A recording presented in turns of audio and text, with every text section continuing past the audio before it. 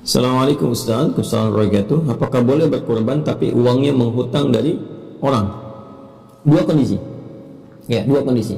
Kondisi pertama, jika utang itu utang terbatas yang sekiranya ya ada tempo untuk bisa membayarnya dan itu telah diprediksi sebelumnya, dihitung.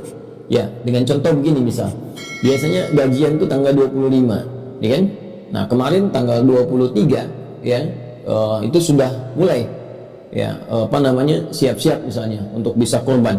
Sementara gajian tanggal 25, Anda prediksi nih dengan hitungan yang biasa rutinitasnya tanggal 25 gajian, tapi penyediaannya dari mulai tanggal 23 misal ya. Nah, karena Anda melihat bahwa ada potensi bayar ya, dan ini rutin biasa terjadi, anggaran sudah ada, itu sah-sah saja Anda kalau mau minjam. Ya, dengan cara juga memberitahu kepada keluarga bahwa ini saya minjam, ya kemudian nanti insya Allah kita bayarkan dari sini, dari hasil yang biasa bulanan kita dapatkan. Penting untuk menyampaikan kepada keluarga, karena kan kita tidak tahu kapan kita wafat. Boleh jadi tanggal 24 wafat, kan? Atau 23-nya bahkan wafat. Jadi keluarga tahu ketika uang itu datang. Nah, ada hak kemudian utang yang bisa dibayarkan. Itu tidak ada masalah jika memang dengan izin Allah diketahui bahwa hari tertentu uang akan diterima untuk dibayarkan.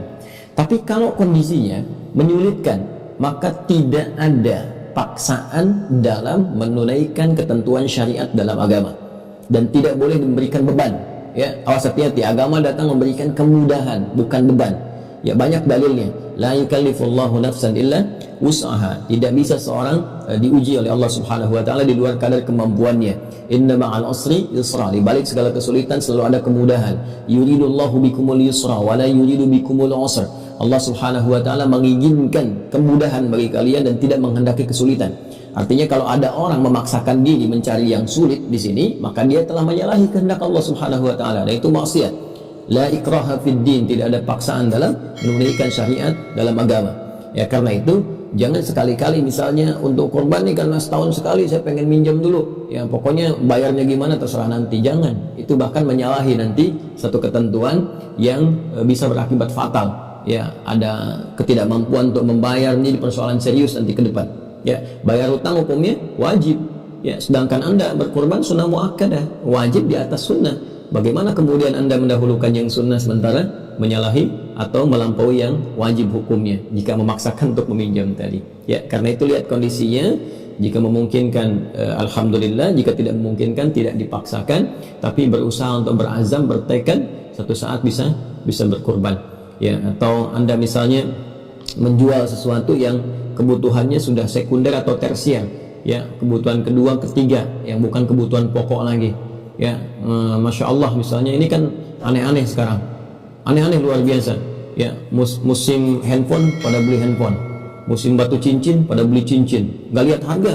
Musim sepeda pada beli sepeda, musim kurban kok yang dibeli tusuk sate sama arang. Ya, harusnya kan yang dibeli hewannya. Ya, kan aneh ini.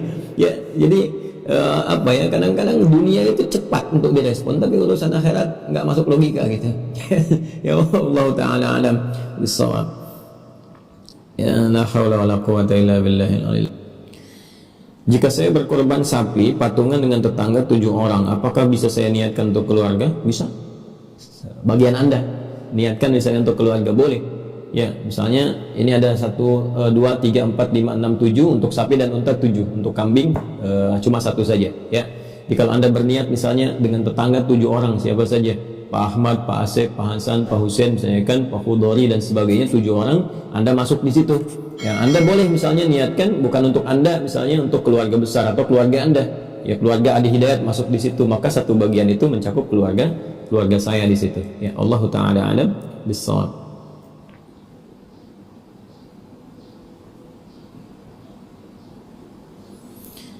Assalamualaikum Ustaz. Assalamualaikum warahmatullahi wabarakatuh. Jika saya berniat hendak berkorban untuk keluarga besar saya, seekor kambing di negara lain seperti Syria, apakah boleh jika saya tidak memberitahu mereka tentang niat berkorban ke atas saya dan mereka? Terima kasih. Semoga Allah menyertai segala usaha Ustaz dalam memberi ilmu pada ummah. Amin. Semoga Allah muliakan Anda dan keluarga besar Anda. Untuk korban, kalau untuk masyarakatnya tidak harus Anda beritahu, tapi untuk pemotongnya Anda harus sampaikan. Ya, karena ketika dipotong itu kan nanti akan dibacakan oleh yang akan memotong itu, menyembelih itu. Ya, kalau niat tuh hubungan Anda dengan Allah. Ya, Anda sampaikan, ya Allah, saya pengen korban ini, dan ini niat membedakan dua hal. Satu, ibadah dengan rutinitas. Ketika Anda niatkan jadi ibadah, ketika tidak diniatkan jadi rutinitas. Contoh paling gampang, ya, Anda mau makan diniatkan misalnya untuk ibadah, maka menjadi ibadah. Nanti itu akan jadi nutrisi untuk menguatkan ibadah, bisa membuat Anda kuat untuk sholat, kuat untuk baca Quran.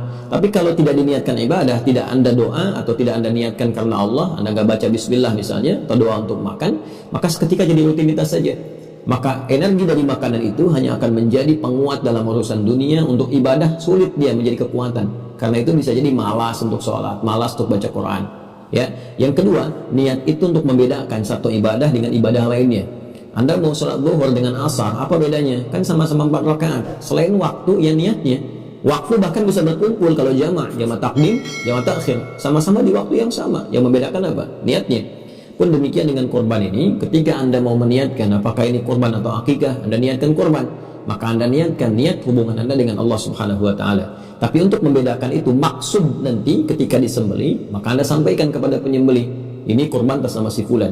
Karena itu Nabi ketika beliau berniat untuk berkorban, kemudian melafazkan proses pengorbanannya, ya, dengan mengatakan Allahumma hadza min Muhammad, Allahumma laka hadza min Muhammad wa ali Muhammad wa ummat Muhammad. Disebutkan dari si fulan, ya Allah, korban diniatkan dariku untukmu ya Allah, ini dari Muhammad, keluarga besar Muhammad dan umat Muhammad SAW.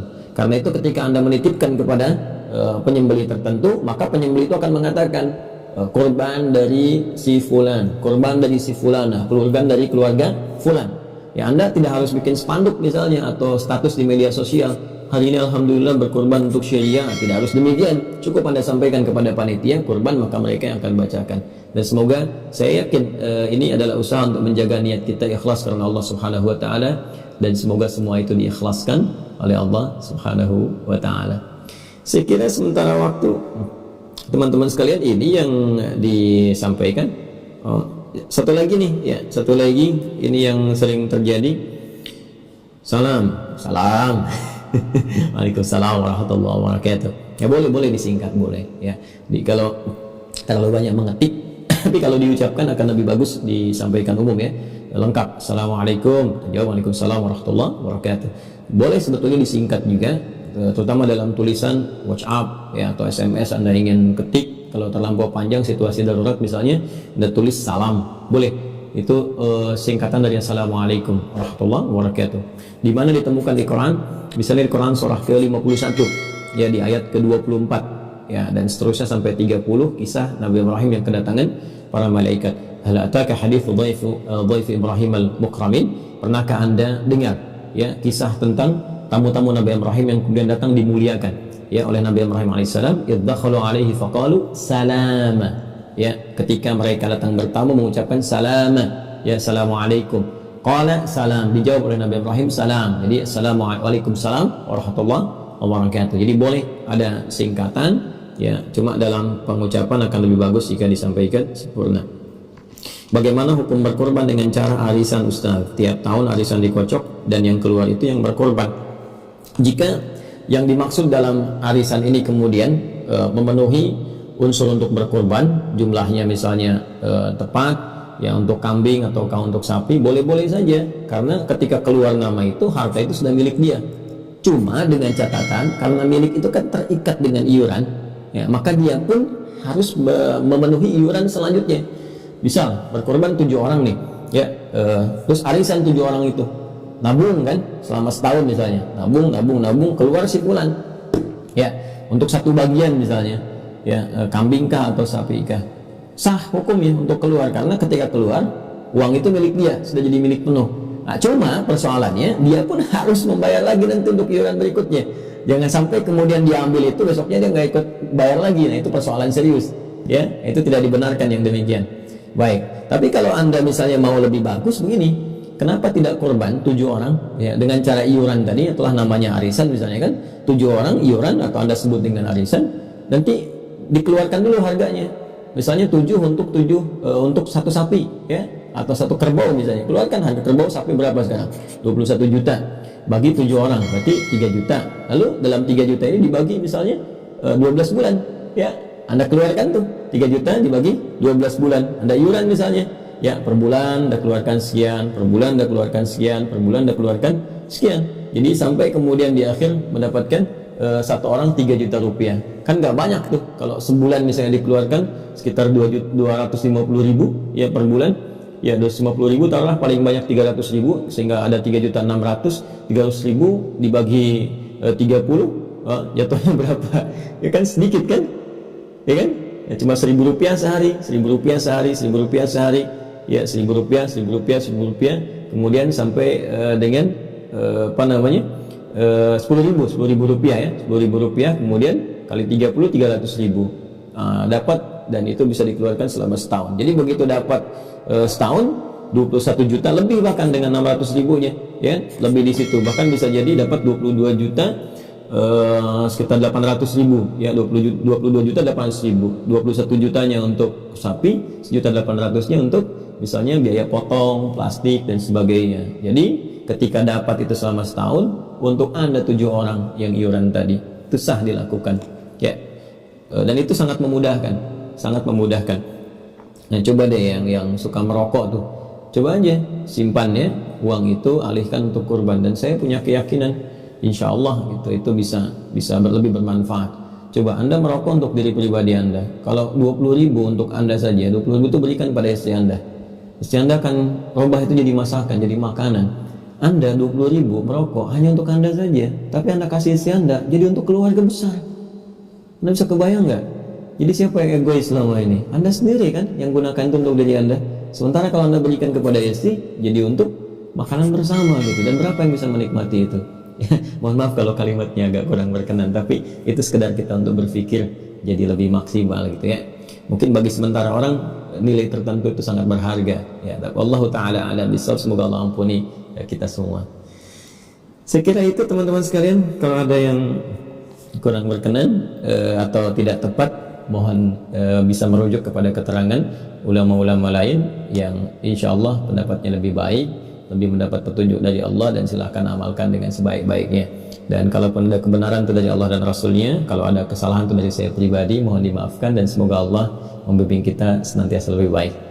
Demikian, semoga bermanfaat. Subhanakallahumma wa bihamdika asyhadu an la ilaha illa anta astaghfiruka wa atubu ilaik. Assalamualaikum warahmatullahi wabarakatuh.